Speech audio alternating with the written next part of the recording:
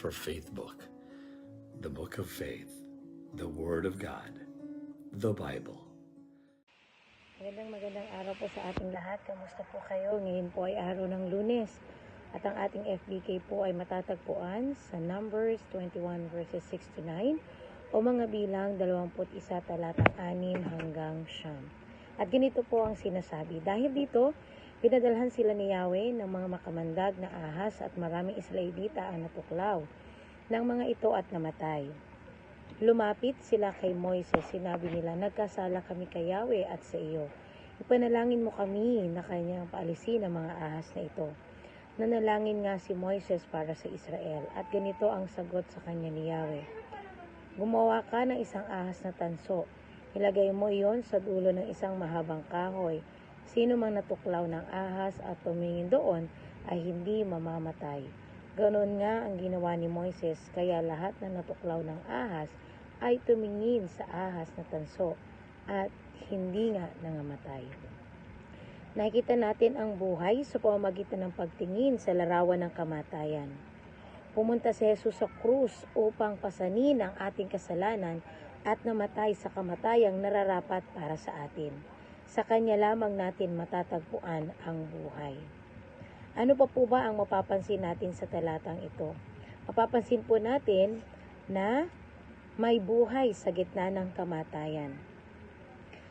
At katulad po nito, na kinagat ang Israelita ng naapoy na ahas. Makikita po natin dito na ang isang umaapoy na ahas ay simbolo ng kamatayan na naging apoy ng ahas na naging simbolo ng upang mabuhay.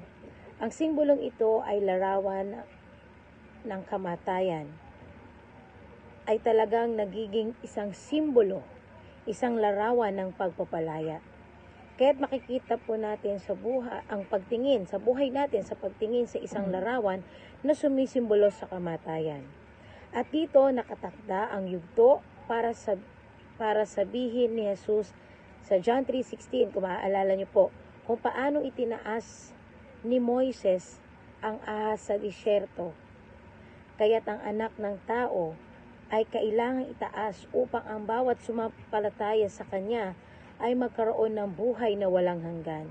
Kaya't isipin mo, paanong ikaw at ako ay nagkaroon ng buhay na walang hanggan? Sa pagtingin kung saan? Sa kamatayan ni Jesus sa krus. Itinuturo tayo na tumingin tayo patungo kay Jesus.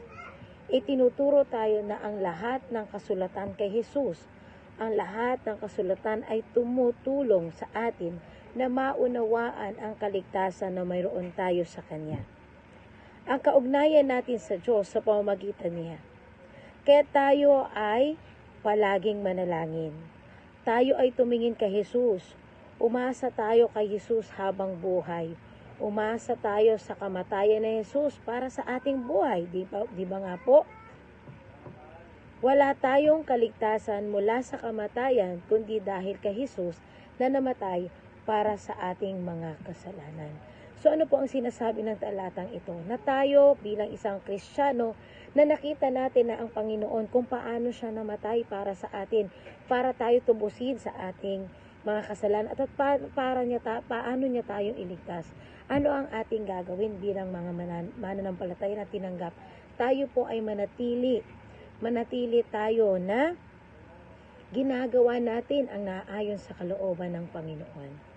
At higit sa lahat ay pigilan natin o iwasan natin na tayo ay magkasala sa Panginoon.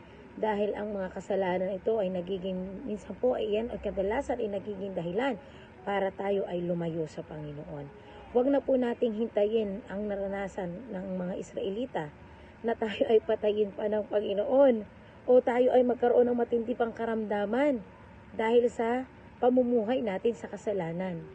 Yung ating kasalanan, kung ano man yung kasalanan natin ngayon, ay pagsisihan po natin ito sa Panginoon.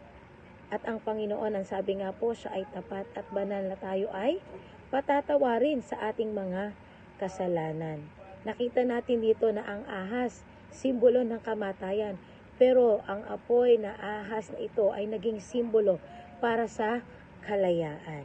Sa atin, ang kamatayan ng Diyos sa krus ay naging simbolo para tayo ay lumaya sa kasalanan na gumagapos sa atin.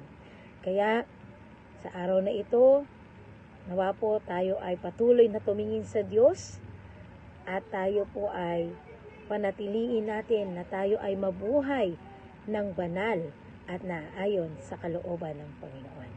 Yun lamang po at magandang araw po sa ating lahat.